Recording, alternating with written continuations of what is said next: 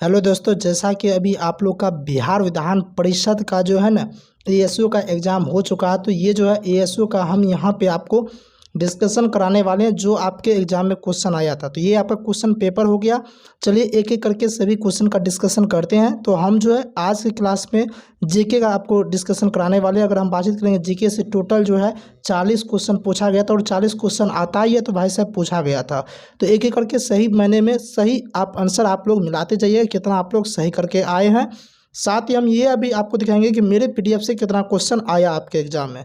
तो ये आपका पहला क्वेश्चन ये हो गया कि आरंभिक वैदिक साहित्य में सर्वाधिक वर्णित नदी कौन सा है। देखिए, आरंभिक वैदिक साहित्य का मतलब देखिए वैदिक साहित्य को दो भागों में बांटा गया था, जिसमें से ऋग वैदिक हो गया और आपका क्या हो गया उत्तर वैदिक हो गया। तो आरंभिक बोला जा रहा है तो ऋग वैदिक हो जाएगा। और ये जो है सर्वाधिक वर्णित नदी यानी कि सबसे ज़्यादा बार किसका वर्णन किया गया है तो सिंधु नदी हो जाएगा। ऑप्शन ए इनका राइट आंसर हो जाएगा। अब कहिएगा सर क्या ये क्वेश्चन आपके एग्जाम में आया है, तो हाँ जी मेरे एग्जाम में पूछा गया है। मेरे यानी कि आपके एग्जाम में तो आया था और मेरे पीडीएफ से ही आया। चलिए हम आपको ये क्वेश्चन भी आपको दिखा देते हैं कि आया है कि भाई साहब नहीं आया। ठीक है, यहाँ पे आप देख सकते हैं कि जब आप मेरा पीडीएफ पढ़ने के लिए जाइएगा, भारत का इतिहास आप पीडीएफ निकालिएगा। ठीक है, भारत का इतिहास आपको पीडीएफ मिला होगा, कहिए जी सर मिला था। तो भारत का इतिहास जो पीडीएफ मिला है उसमें आप 25 नंबर क्वेश्चन में जाइएगा और यहाँ पे आप देख सकते हैं कि इसमें कुल 25 नदियों का उल्लेख किया गया, जिसमें सबसे अधिक बार सिंधु नदी वर्णित है। देखिए बहु क्वेश्चन आया,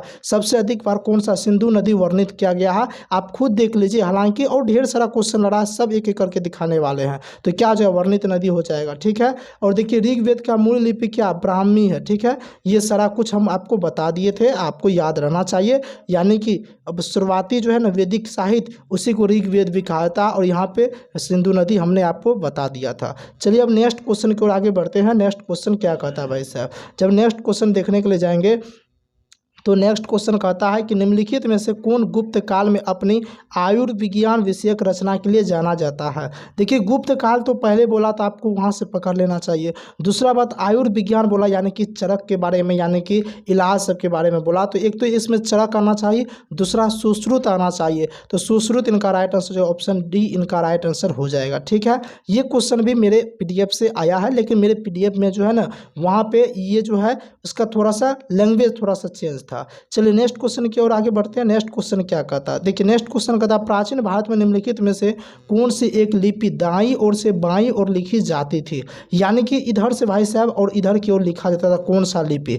इसमें से अब कहिएगा कि मेरे को मालूम है कि नहीं मालूम है, कि आपके पीडीएफ से आया कि नहीं आया। चलिए हम देख लेते हैं कि मेरे पीडीएफ से आया है भाई साहब। यहाँ पे आप जब देखने के लिए जाइएगा तो हम यहाँ पे आपको दिखा देते हैं कि आपका कौन सा लिपि की यहाँ पे बातचीत किया गया। ठीक है, तो यहाँ पे अगर एक मिनट आप लोग थोड़ा सा, हाँ यहाँ देख लीजिए। मैंने आपको बताया कि अशोक अधिकतर अभिलेख जो है ना प्राकृत और ब्राह्मी लिपि में लिखा गया। उसके बाद मैंने डिस्कशन में देखिए क्या दिया था, 98 नंबर क्वेश्चन देखिएगा आप जाके भारत का इतिहास में। तो देखिए ब्राह्मी लिपि जो है बाएं से दाएं लिखा था, यानी कि ब्राह्मी इधर से इधर लिखा जाता है। और इसी लिपि का आधुनिक रूप देवनागरी है, यानी कि ब्राह्मी और देवनागरी जो है ना बाएं से दाएं और लिखा जाता है। और शारदा लिपि के बारे में इससे पहले वाला क्वेश्चन आप 2-3 क्वेश्चन पहले देखिएगा, वहाँ पर हमने बता चुके हैं। तो आप यहाँ से एक चीज़ क्या समझे कि आप जो है ना यहाँ पे ऑप्शन छांट के बना सकते थे। डायरेक्ट तो क्वेश्चन नहीं आया, लेकिन क्वेश्चन आया क्या, ब्राह्मी के बारे में हम आपको बता दिए, देवनागरी के बारे में आपको बता दिए जो बायां से दायां पर था, और शारदा के बारे में भी हमने बता दिया। तो यहाँ पे इनका राइट आंसर क्या हो जाएगा, आप ऑप्शन छांट लीजिए,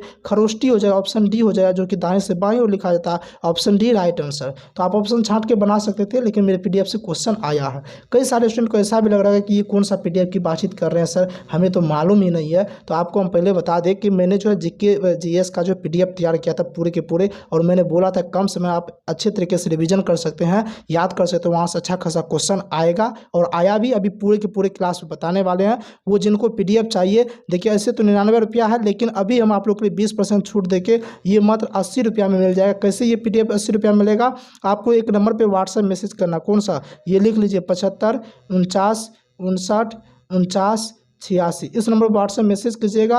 वहाँ पे आप फ़ोन पे अगर 80 रुपया कीजिएगा, स्क्रीनशॉट सेंड कीजिएगा, आपको पीडीएफ मिल जाएगा। जिनका बिहार विधानसभा का एग्जाम है या फिर कर्मचारी सबका एग्जाम है, वो एकदम बेहतर कर सकते हैं लाइव। तो आप यहाँ पे देखते जाइए कितना क्वेश्चन मेरे पीडीएफ से आया है। चलिए नेक्स्ट क्वेश्चन है, ये कहता है निम्नलिखित में से किस एक राज्यादेश में जो है ना व्यक्तिगत नाम का उल्लेख मिलता है?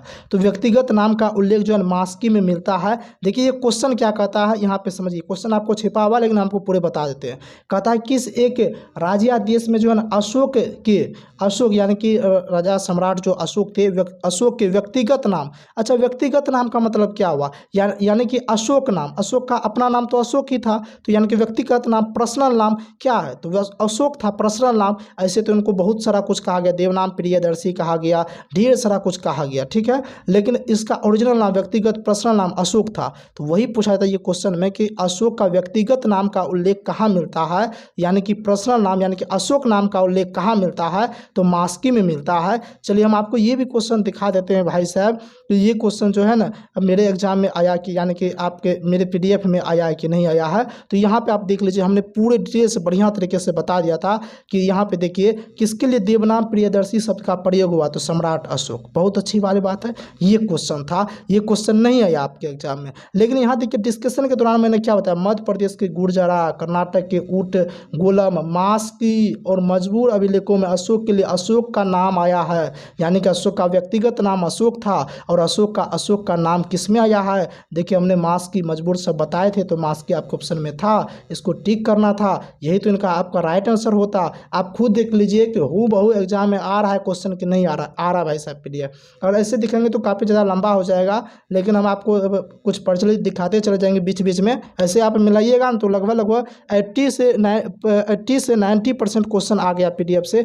मिलाएंगे काफ़ी ज़्यादा लंबा हो जाए, आप लोग को बोरिंग भी लग रहा होगा कि अपना प्रचार कर रहे हैं। तो चलिए अब हम डिस्कशन आपको करवाते जाते हैं। देखिए क्वेश्चन नंबर 65 क्या कहता है निम्नलिखित में कौन सा प्राचीन भारत में जो है ना व्यापारी का निगम था व्यापार करने का? इसका हो जाएगा परिषद, हो जाएगा इनका राइट आंसर। इनका एक बार आप लोग थोड़ा सा देख लीजिए। चलिए नेक्स्ट क्वेश्चन की ओर आगे बढ़ते हैं। नेक्स्ट क्वेश्चन कहता है निम्नलिखित मुस्लिम शासकों के में किस एक के लिए जो है ना धर्मनिरपेक्षता में आस्था के जो उसकी मुस्लिम प्रजा जगत गुरु कहकर पुकारती थी? आपको पूरे नहीं पढ़ना था, जगत गुरु आया और जगत गुरु किसे कहा जाता था? तो इब्राहिम आदिल शाह को कहा जाता। ऑप्शन सी राइट आंसर आपको टिक कर देना चाहिए था। सिर्फ जगत गुरु देखिए और आपको आंसर टिक यहाँ पे कर देना चाहिए था। चलिए नेक्स्ट क्वेश्चन को आगे देखते हैं। नेक्स्ट क्वेश्चन क्या कहता है? नेक्स्ट क्वेश्चन कहता है चंगेज खां के अधीन, यहाँ पे देखिए चंगेज खां के अधीन मंगोलों ने भारत पर आक्रमण किया था। तो देखिए चंगेज खां के अधीन मंगोल जो है ना मंगोलों ने भारत पर आक्रमण किया था, किसके शासनकाल के अंतर्गत? तो ये आप कहिएगा किसके शासनकाल के अंतर्गत? आप तो पढ़ाई नहीं, आप तो कहीं पे दिखाए नहीं, तो अरे भाई मेरे PDF में था ना, आप पढ़ के चले जाते, आपका सबका सब सही आ जाता और आज आप बल्ले बल्ले एकदम से रहते। थोड़ा सा लापरवाही के चलते आपका यहाँ पे हम देख लीजिए, यहाँ पे देखिए किसके समय पहली बार मंगोल आक्रमण हुआ था? देखिए इल्तुतमिश के समय। यहाँ पे हम डिस्कशन में भी बढ़िया से बता रखे हैं, इल्तुतमिश के समय में ही पहली बार चंगेज खां के नेतृत्व में मंगोल आक्रमण हुआ था। यही क्वेश्चन तो भाई साहब आपसे पूछा गया था, चंगेज खां के नेतृत्व में मंगोल आक्रमण किसके समय में हुआ था? बताइए। अब तो आप ही राइट आंसर बता दीजिएगा, मेरा बताने का कोई दिक्कत वाली बात ही नहीं है। तो यहाँ क्या जो राइट आंसर इल्तुतमिश के शासनकाल, ऑप्शन सी राइट आंसर हो जाएगा। चलिए नेक्स्ट क्वेश्चन आपको दिखाते हैं। नेक्स्ट क्वेश्चन क्या कहता है? देखिए ढेर सारा क्वेश्चन आया, उतना दिखाएंगे तो काफ़ी ज़्यादा लंबा चले जाएगा, आप देखते जाइए। प्रसिद्ध विजय विठल मंदिर किसके 56 तक्षित स्तंभ संगीतमय स्वर निकलते हैं, कहाँ अवस्थित है? आपको इससे कोई मतलब नहीं, आपको सिर्फ क्वेश्चन में ये मतलब रहा था कि प्रसिद्ध विजय विठल मंदिर भाई साहब कहाँ पे है? तो कर्नाटक के हम्पी में। कहाँ पे है? कर्नाटक के हम्पी में है। ये कौन सा भगवान का है? विष्णु भगवान का। किसने बनवाया था? देवराय द्वितीय ने बनवाया था। आपको ये सब बात याद रहना चाहिए। चलिए नेक्स्ट क्वेश्चन को आगे देखते हैं। नेक्स्ट क्वेश्चन कहता है किस मुगल सम्राट के काल में इंग्लिश ईस्ट इंडिया कंपनी ने भारत में अपना सर्वप्रथम कारखाना स्थापित किया? तो देखिए ये क्वेश्चन में थोड़ा सा लॉजिक छुपा हुआ है और हम पूरे लॉजिक के साथ आपको हम बता रखे थे, टेंशन नहीं लीजिए, मेरा PDF में भी दिया हुआ था। देखिए यहाँ पे बताया गया कि कारखाना स्थापित, अगर पूछेगा ईस्ट इंडिया कंपनी स्थापना कब हुआ था, किसके शासनकाल में? तो 1600 में अकबर के समय में हुआ था। लेकिन कारखाना स्थापित जो हुआ था ना वो जहांगीर के समय में, तो ऑप्शन बी इनका राइट आंसर हो जाएगा। ये तो बदनाम क्वेश्चन है, क्यों? क्योंकि जहांगीर के समय में जो है ना कैप्टन हॉकिंग्स गया था व्यापार करने के लिए, सारा कुछ पूछने के लिए, पहला अंग्रेज गया था और अनुमति लेने के लिए, तो जहांगीर ने ही अनुमति दिया था, तो कारखाना इन्होंने स्थापित किया था। ऑप्शन बी इनका राइट आंसर है। ये तो अच्छे तरीके से PDF में दिया हुआ है, आप लोग जाके, ये तो बदनाम क्वेश्चन, इसका कोई कहने वाली बात ही नहीं है, ठीक है। चलिए नेक्स्ट क्वेश्चन देखते हैं। नेक्स्ट क्वेश्चन क्या कहता है? नेक्स्ट क्वेश्चन कहता है कि कालीन गुजरात के इनमें से किस एक शासक ने दीव को पुर्तगालियों को सुपर्द कर दिया? ये मेरा कहीं भी पीडीएफ में नहीं है जो बात है, ये थोड़ा सा एक नया टाइप का क्वेश्चन है, क्योंकि देखिए कुछ क्वेश्चन अगर वो नहीं देगा इस टाइप का तो फिर वो तो बदनाम हो जाएगा। इसका राइट आंसर मोहम्मद शाह जाएगा, ऑप्शन डी राइट आंसर हो जाएगा। नेक्स्ट क्वेश्चन की ओर आगे बढ़ते हैं कि ठगों के दमन में निम्नलिखित में से कौन सा संबंध था? तो ठगों के दमन में जो है कौन सा संबंध था? देखिए क्लेमेंट सुलेमान हो जाएगा, ऑप्शन बी हो जाएगा। ये जो है बीपीएससी का प्रीवियस ईयर क्वेश्चन दे रखा है और हमने प्रैक्टिस सेट में बीपीएससी का प्रीवियस ईयर क्वेश्चन मैंने करवाया था। अब आप लोग नहीं देखिए तो वो आपकी गलती है, आप लोग नहीं देखिए तो आपकी गलती है, इसलिए बोलते चैनल को आप लोग सब्सक्राइब कर लीजिए, काफ़ी ज़्यादा काम आने वाली है। ठीक है, तो क्लेमेंट सुलेमान हो जाए इनका राइट आंसर। ठीक है, चलिए नेक्स्ट क्वेश्चन की ओर आगे बढ़ते हैं। नेक्स्ट क्वेश्चन क्या कहता है? नेक्स्ट क्वेश्चन कहता है कि निम्नलिखित में कौन सी फसल जो है न्यूनतम जल दक्ष यानी कि लीस्ट वाटर एफिशिएंट फसल है? तो गन्ना हो जाए, यानी गन्ना क्यों हो जाए? क्योंकि गन्ना में थोड़ा सा पानी ज़्यादा लगता है, पानी की मात्रा इसमें ज़्यादा लगता है, इसलिए इनका गन्ना राइट आंसर हो जाएगा। नेक्स्ट क्वेश्चन कहता है कि भारतीय शासन अधिनियम 1935 के द्वारा स्थापित संघ में अवशिष्ट शक्तियाँ जो किसे दिया गया था? तो गवर्नर जनरल को दिया गया था, ऑप्शन बी राइट आंसर हो जाएगा। ठीक है, देखिए आपको क्या करना है, जिनका भी आगे एग्जाम है भारत शासन अधिनियम 1935 तो जरूर पढ़ लीजिएगा। क्यों पढ़ लीजिएगा? क्योंकि यहाँ से ज़्यादातर क्वेश्चन आता है। ठीक है, तो ये बात पढ़ लीजिएगा। देखिए भारत के संविधान का कौन सा भाग कल्याणकारी राज्य के आदर्श की घोषणा करता है? ये तो पॉलिटी का बदनाम क्वेश्चन भाई साहब, पीडीएफ में भरल फुरल है, आप अनुच्छेद 38 भी जाके पढ़ लीजिएगा, उसमें दिया गया है। तो अनुच्छेद 38 राज्य के नीति निर्देशक तत्व के अंतर्गत आता है। हमने आपको पीडीएफ में ये दे रखा है कि देखिए 12 से 35 मौलिक अधिकार और 36 से लेकर 51 तक अनुच्छेद जो है राज्य का नीति निर्देशक तत्व आता है, 36 से 51 तक। और 38 भाई साहब इसी के बीच में आएगा ना, कहेगा जी सर जी आएगा तो राज्य का नीति निर्देशक तत्व हो जाएगा, डीपीएसपी हो जाएगा। ऐसे भी ये क्वेश्चन कई बार पूछा हुआ है। ठीक है, चलिए नेक्स्ट क्वेश्चन देखते हैं। नेक्स्ट क्वेश्चन क्या कहता है? नेक्स्ट क्वेश्चन कहता है भारतीय संविधान के अंतर्गत धन का केंद्रीयकरण किसका उल्लंघन करता है? तो ये जो उल्लंघन करता है, देखिए धन का केंद्रीयकरण जो है ये किसका उल्लंघन करता है? तो ये जो उल्लंघन करता है ना भाई साहब, वो करता है राज्य का नीति निर्देशक तत्व का, ऑप्शन बी राइट आंसर हो जाएगा। चलिए नेक्स्ट क्वेश्चन को आगे बढ़ते हैं। नेक्स्ट क्वेश्चन कहता है भारत में निम्नलिखित संगठनों निकायों पर विचार कीजिए। देखिए यहाँ से क्वेश्चन मेरा डायरेक्ट में नहीं आया है, क्योंकि आपको क्वेश्चन थोड़ा सा घुमा दिया, लेकिन ये जितना भी है सब मेरा पीडीएफ में इंक्लूडेड है। कैसे? देखिए पूछा जा रहा है क्या भाई साहब, भारत के निम्नलिखित संगठनों में निकायों पर विचार कीजिए। निकाय यानी कि कौन सा निकाय? आपके ऑप्शन में देखिए क्या पूछ रहा है क्वेश्चन, कहता है उपयुक्त में से कितने संवैधानिक निकाय है? तो देखिए राष्ट्रीय पिछड़ा आयोग ये आपका संवैधानिक निकाय है, राष्ट्रीय मानव अधिकार आयोग ये भी आपका राष्ट्रीय यानी कि संवैधानिक निकाय है, राष्ट्रीय विधि आयोग ये आपका गैर संवैधानिक निकाय है, यानी कि क्या जो है दो हो जाएगा, राष्ट्रीय उपभोक्ता ये भी नहीं है, यानी कि संवैधानिक निकाय जो है ना राष्ट्रीय पिछड़ा आयोग और राष्ट्रीय मानव अधिकार आयोग, तो यानी कि केवल दो हो जाएगा। इनका राइट आंसर ऑप्शन बी हो जाएगा। नेक्स्ट क्वेश्चन को आगे देखते हैं। नेक्स्ट क्वेश्चन क्या कहता है? देखिए ए टू जेड मैंने सही क्वेश्चन इसमें करवा रहे हैं एकदम से, ये एनालिसिस आप अच्छे तरीके से देख लीजिए और अपना अपना मिला लीजिए कि आपका राइट आंसर क्या होने वाला। अगर अच्छा लग रहा है तो आप सब्सक्राइब सब कर सकते हैं। जिनको पीडीएफ चाहिए डिस्क्रिप्शन में भी नंबर दिया गया, वहाँ से भी आप व्हाट्सएप पर भी पीडीएफ ले सकते हैं। देखिए भारत में निम्नलिखित में से किस संविधान संशोधन के लिए व्यापक रूप से यह माना गया कि उसे मूल अधिकारों की न्यायिक व्याख्या को अधिभूत करने के लिए अधिनियमित किया गया? ये क्वेश्चन देखिए लंबा चौड़ा है, थोड़ा घुमाया है, क्वेश्चन समझिए क्या कहता है। क्वेश्चन कहता है कि अधिकारों की न्यायिक व्याख्या को जो है ना अधिभूत करने के लिए अधिनियमित किया गया था।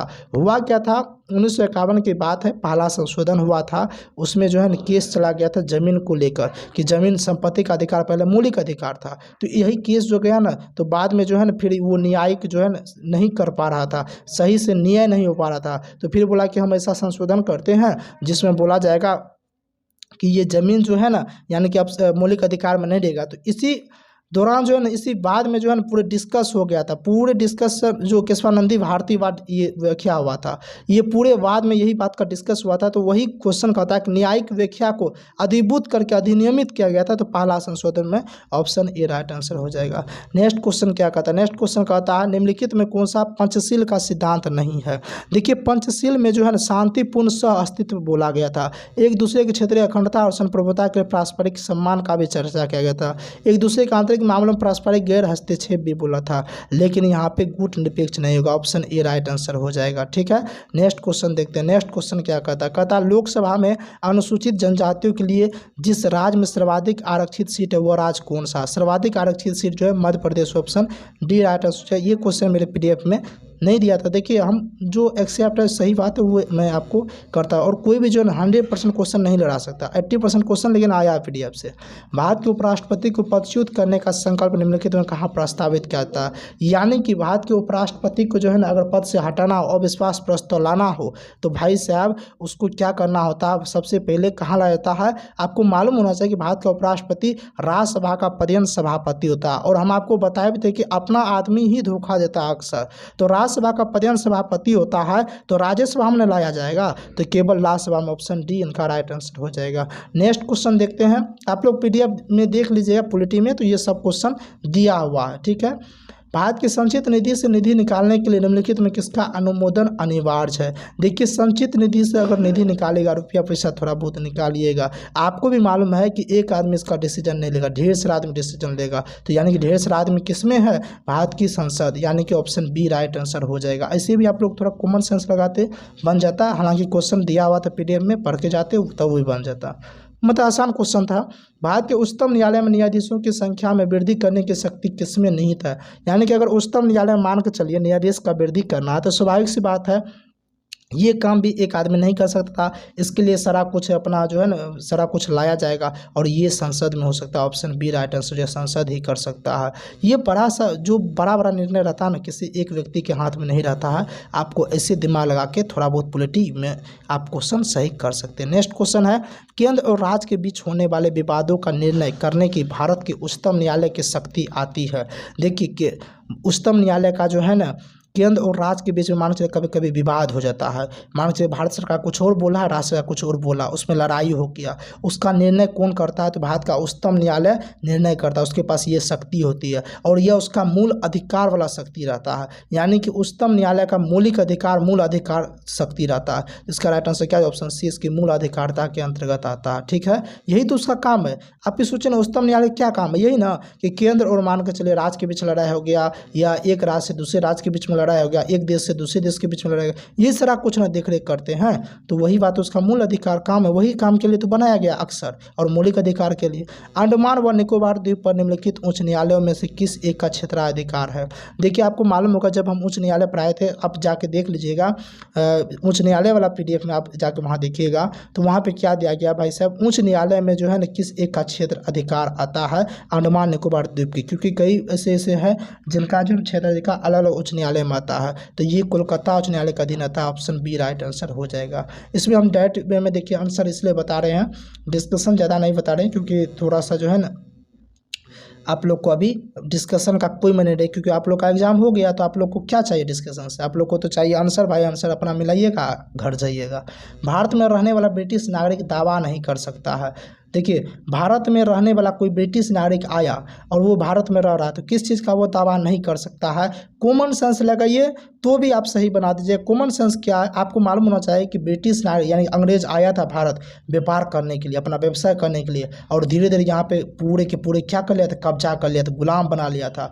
इसलिए भाई साहब उसको इस पर प्रतिबंध लगा दिया। इसलिए ब्रिटिश नागरिक जो है व्यापार और व्यवसाय की स्वतंत्रता के अधिकार नहीं है, वो दावा नहीं कर सकता है कि हमको व्यवसाय करने का स्वतंत्रता चाहिए, हमको व्यापार करने का आज़ादी चाहिए। नहीं भाई साहब आपको नहीं मिल सकता। क्यों? क्योंकि आप तो यही करने के लिए आए थे और गुलाम बना दिए थे। तो ऑप्शन ये राइट आंसर हो जाए। कितना आसान क्वेश्चन था।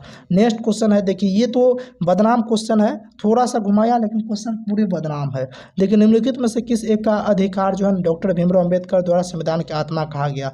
देखिए ऐसे संविधान में आत्मा प्रस्तावना कहा जाता है, ठीक है, जिसको पंडित जवाहरलाल नेहरू ने कहा था। लेकिन अगर पूछा जाएगा कि डॉक्टर भीमराव अंबेडकर ने संविधान की आत्मा किसे कहा था, तो ये अनुच्छेद 32 को कहा था। किसको? अनुच्छेद 32 को कहा था। और अनुच्छेद 32 आपको मालूम होना चाहिए संवैधानिक उपचार का अधिकार बतलाता है। ऑप्शन बी राइट आंसर है। ये भी आप जाकर देख लीजिए मेरे PDF में है कि नहीं, एकदम A to Z दिया हुआ संवैधानिक उपचार का अधिकार, ऑप्शन यानी कि अनुच्छेद 32। अनुच्छेद 32 इसलिए राइट आंसर हो जाएगा क्योंकि ये मौलिक अधिकार को जो है ना हनन होने से बचाता। और ये बात डॉक्टर भीमराव साहब को अच्छा लग गया था। अगर भाग पूछता तो भाग 3 हो जाता। अगर क्वेश्चन यही रहता, ऑप्शन में अगर भाग रहता तो भाग आप आपका 3 हो जाता, क्या होता, भाग 3 हो जाता, या फिर मौलिक अधिकार रहता तो मौलिक अधिकार हो जाता, अनुच्छेद रहता तो अनुच्छेद 32 हो जाता। यही चारों में से ऑप्शन में देता है, बाद में क्वेश्चन सेम रहता। देखिए एक करंट अफेयर्स क्वेश्चन है, आप खुद सोच सकते हैं कितना आप लोग से जो है ना एक गलत वाला काम किया गया है। जो प्रीवियस ईयर में था ना उस टाइप का क्वेश्चन भाई साहब पूछा ही नहीं गया, एकदम से उलट पुलट कर दिया है एकदम से। आप खुद देख लीजिए करंट अफेयर का एक क्वेश्चन बनता है, बिहार जीके से क्वेश्चन आया ही नहीं। ये भाई साहब क्या आपका कमाल रह गया, ये तो एकदम गलत वाली बात है। फिर भी मेरे PDF से इतना क्वेश्चन आ चुका है। देखिए करंट अफेयर्स क्वेश्चन, तमिलनाडु की सविता श्री भास्कर भारत की यानी कौन सी महिला ग्रैंड मास्टर बनी है, तो 25वीं हो जाए, ऑप्शन डी राइट आंसर। तो इसमें हम टोटल जीके का, देखिए मेरा चैनल पर जीके का ही चलता है अक्सर, तो मैंने जीके का आपको जो है पूरे के पूरे डिस्कशन करवा दिए हैं, तो ऑप्शन डी इनका राइट आंसर हो जाएगा। आप लोग को बता देते हैं जिनका भी एग्जाम आगे है 27 को, या फिर बिहार विधानसभा के अंतर्गत आप लोग फॉर्म भरे हैं, तो उनका सबका PDF उपलब्ध है, PDF बनाए हैं, काफ़ी ज़्यादा क्वेश्चन आया, काफ़ी ज़्यादा हेल्पफुल है। इसलिए हम अभी 80 रुपया ही रखे, जिनको चाहिए नंबर दिया गया है उस नंबर से कांटेक्ट कीजिए, व्हाट्सअप कीजिए और आराम से उनको पढ़िए, अच्छा खासा क्वेश्चन वहाँ से आता है, ठीक है। और आप खुद देख लीजिए कि करंट अफेयर से तो एक क्वेश्चन आया, तो मतलब करंट अफेयर का ज़्यादा जरूरी भी नहीं था, आप लोग अगर पढ़े रहते तो आज अच्छा खासा स्कोर कर लिए। तो उम्मीद करते फिर भी अच्छा गया होगा एग्जाम। तो अगर अच्छा लगा तो वीडियो को लाइक करें, शेयर करें, चैनल पर पहली बार चैनल को सब्सक्राइब कर लें। मिलते हैं नेक्स्ट क्लास में, तब तक के लिए जय हिंद।